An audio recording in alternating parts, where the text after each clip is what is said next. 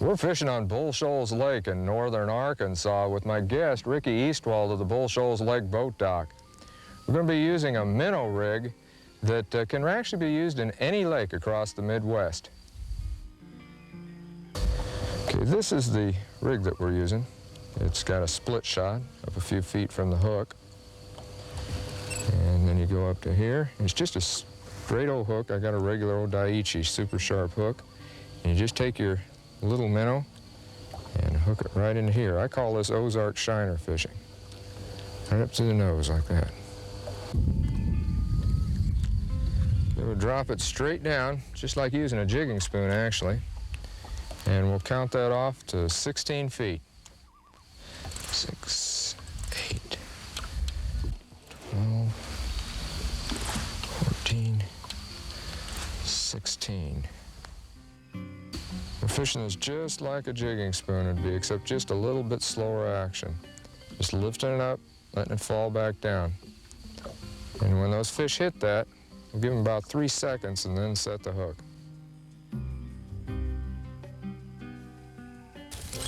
Yeah.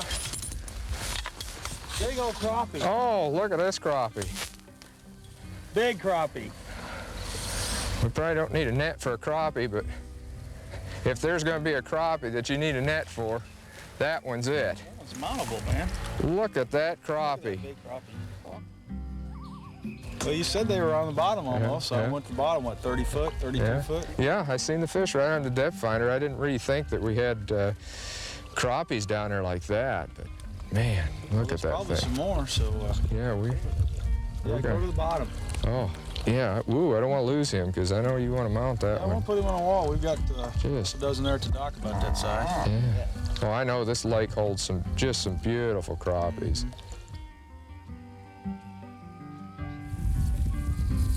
Yeah, usually the end of October, the pattern changes because the lake flips. I don't know if most people know about it, but what happens is the top of the water gets colder, starts to cool off, and colder water is heavier than warmer water. So it actually, when it gets to a certain temperature, usually in the mid to high 60s, it gets cold enough where it sinks. And it actually goes to the bottom, and the bottom water comes to the top. So effectively what you have after a few days is you've got a water temperature from 0 to about 60 foot. That's the same. 1 to 2 degrees difference. And the oxygen level is generally the same in through there. So your fish can be anywhere from 0 to 60 feet, basically. And the trick is this time of year, as they start moving back into the creek channels, where the shad will ball up, and they get back in there and start chasing shad. So sometimes you get out here in the mornings, they'll be chasing shad on the surface, and by the afternoon they're down a little bit deeper like where we're at now. And the trick is to find feeding fish. You know, we've seen tons of fish on the graph, but usually they fed already once or twice during the day because they've got plenty of food back in here. So the trick is to find them feeding.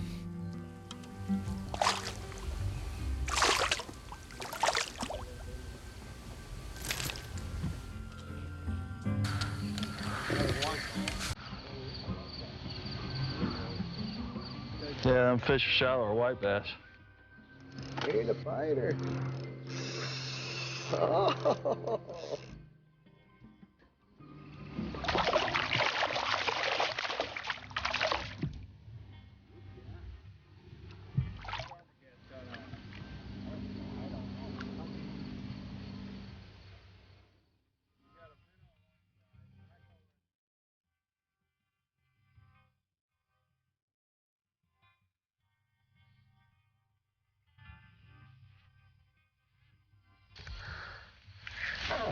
There's one.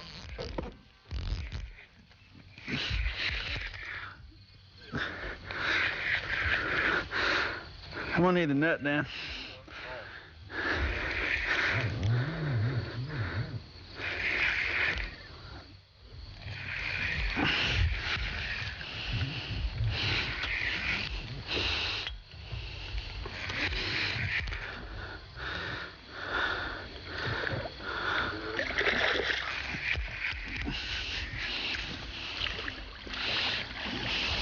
There we go.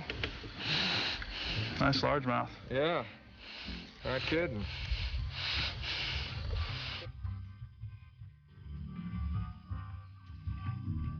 Oh, what do you think, Dan? 4.5 maybe? Yeah, good for it.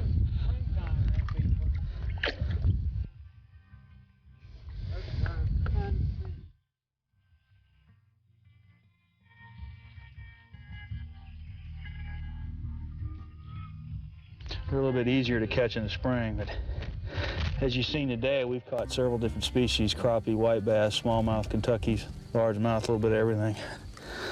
We'll let him go for another day. Fishing can be good year-round on Bull Shoals Lake. There can be excellent trout fishing with small jigs and bubble and fly rigs. Spinner baits can produce some great largemouth bass action along rock banks and in flooded brush. Crappie and white bass hit small crankbaits and jigs in the backs of creek arms and by steep bluffs. And let's not forget the presence of smallmouth bass, Kentucky spotted bass, walleye, catfish, and huge carp. No matter what your fishing preference, at any time, Bull Shoals Lake can produce that lunker of a lifetime.